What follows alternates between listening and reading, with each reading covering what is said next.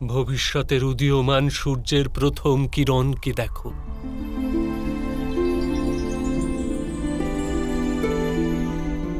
যা সবার জন্য প্রতীক্ষা করছে।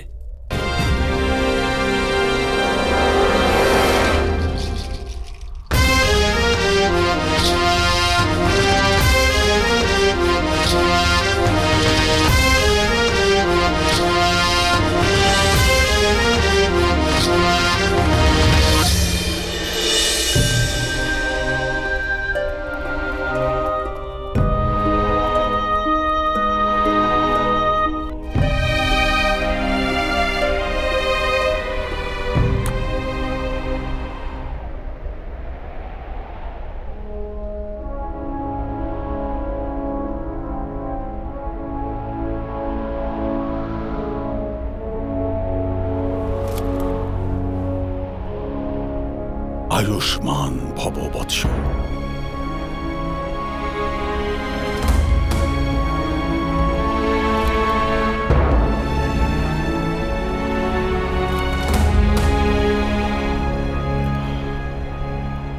আজ এক মহাযুদ্ধ পূর্ণ হল পিতামহ। আমরা স্বয়ং নিজ হস্তে নিজেদের বংশ নাশ করলাম। সমগ্র আর্যাবর্তে বিধ্বংস ঘটিয়েছি আমরা। আমাদের এই অপরাধ থেকে কবে মুক্তিপ্রাপ্তি হবে পিতামহ? না পুত্র যুধিষ্ঠির, যদি তুমি অপরাধ করে থাকতে তবে বাসুদেব তোমার সাথে থাকতেন না। এই যুদ্ধ ধর্মযুদ্ধ ছিল।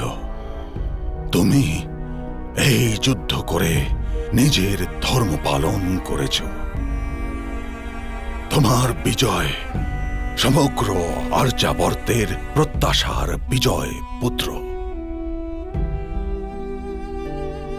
আজ সমগ্র আর্যাবর্তে তোমার রাজত্ব। আমার পূর্ণ বিশ্বাস আছে তুমি এই দেশে ধর্ম আর ন্যায়ের স্থাপনা করবে পুত্র। কিন্তু রাজা হওয়ার কোনো গুণ নেই আমার কাছে পিতামহ। আমার বিশ্বাসই হচ্ছে না যে আমি উত্তম রাজা হতে পারবো। আর আমার মার্গদর্শন হেতু আপনিও নেই। মানুষের দ্বারা মার্গদর্শন করা যায় না পুত্র। মার্গদর্শন তো সিদ্ধান্ত দ্বারা প্রাপ্ত হয়। কারণ মানুষ তো মরণশীল। সিদ্ধান্ত জীবিত থেকে যায়। আমায় ওই সিদ্ধান্তের জ্ঞান দিন পিতামহ। এক রাজাকে নিরন্তর সমস্ত সিদ্ধান্তকে স্মরণে রাখতে হয়, কিন্তু সমস্ত সিদ্ধান্ত কেবল 6 গুণের দ্বারা জন্ম নেয়। ধর্ম, কর্ম, শৌর্য, ক্ষমা তথা দণ্ড। স্মরণে রেখো পুত্র যুধিষ্ঠির, এক রাজার কর্তব্য হল সমাজকে সুরক্ষা, ন্যায়, সুখ, সুবিধে তথা ভবিষ্যৎ প্রদান। আর তার জন্য রাজার নিকট এই সব কটি গুণ থাকা অনিবার্য। সমস্ত গুণ তোমার হৃদয়ে আছে পুত্র যুধিষ্ঠির। তুমি কেবল নিরন্তর এই গুণগুলি স্মরণ করো পুত্র। তোমার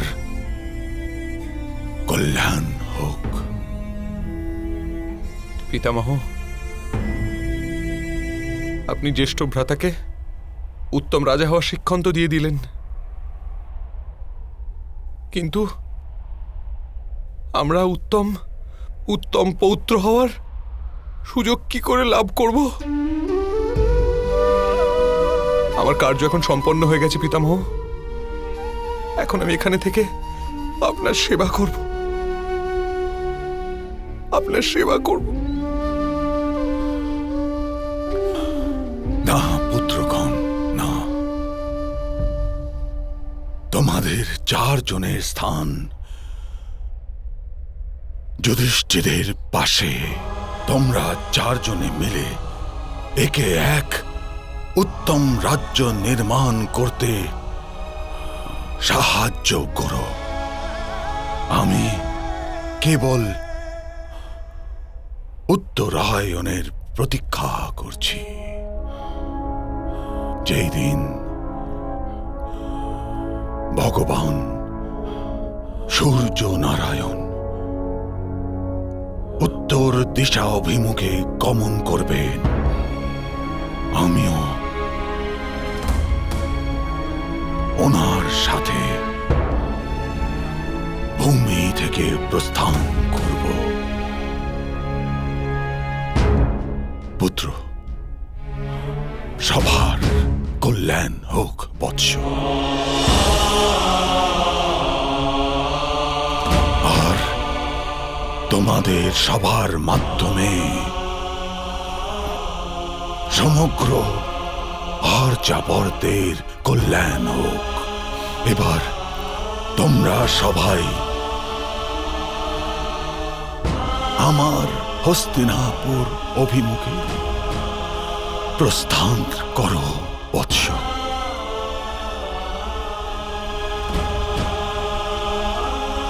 এবার আমার হস্তিনাপুরে ধর্ম আর ন্যায়ের স্থাপনা হবে।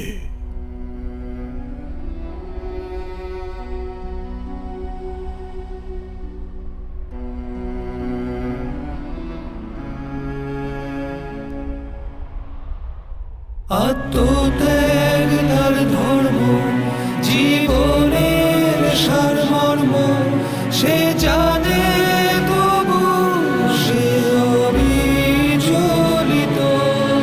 সত্যের পথে চলা, ধর্মের কথা বলা, মহাপুরুষের স্বভাব রচিত।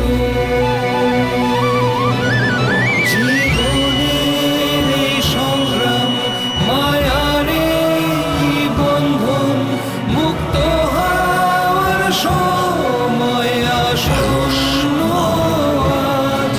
কর্তব্যের শিকল, সম্পর্কের বেড়ি ভাঙে আজি, শেষ হবে সব কাজ। আমার হস্তিনাপুর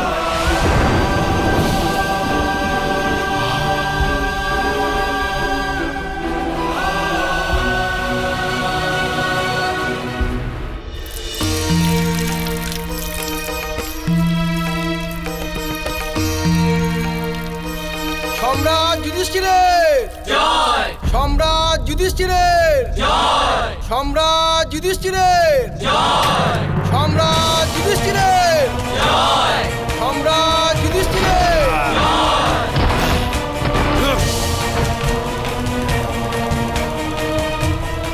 এসে গেছে আমার পুত্রদের হত্যাকারী।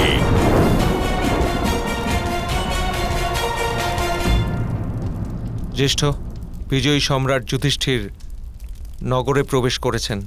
আপনাকে এবং বধূমাতাকে ওনাদের স্বাগত হেতু নগরের দ্বারে আসতে হবে। হতে পারে সে বিজয়ী, কিন্তু নিজেরই ভ্রাতাদের হত্যাকারী সে। আমি তাকে স্বাগত জানাবো না। বধূমাতা, আপনি রানী, আর পরাজিত রাজা ও রানীর এটা কর্তব্য হয়ে থাকে যে তারা বিজয়ী রাজা এবং রানীকে স্বাগত জানায়। আর যদি এরূপ না হয় তবে সম্রাট যুধিষ্ঠির আপনাকে মৃত্যুদণ্ড প্রদানের সিদ্ধান্ত নিতে পারেন। মৃত্যুদণ্ড?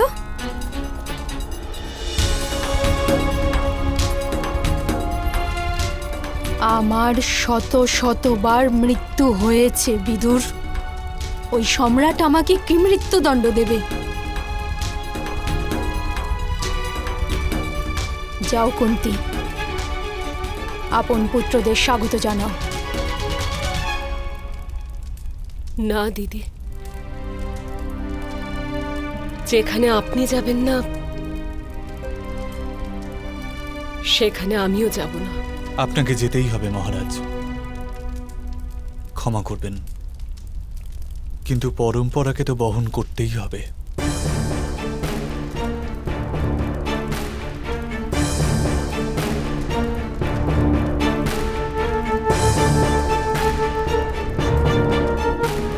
আমি অবশ্যই যাব সঞ্জয়।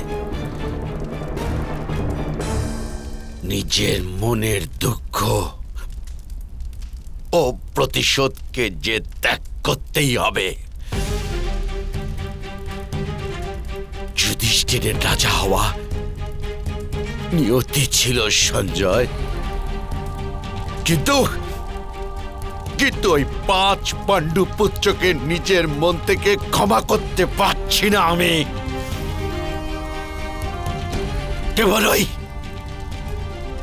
কেবলই প্রেমের কারণে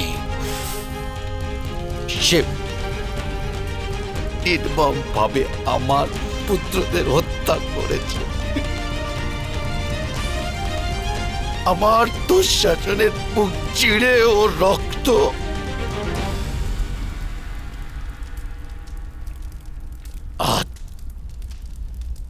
হস্তিনাপুরের রাজভবনের আঙিনায় সেই ভীম আমি ওকে আলিঙ্গন দেওয়ার সময় নিজের বাহুবলে পেশন করে মেরে ফেলতে চায়।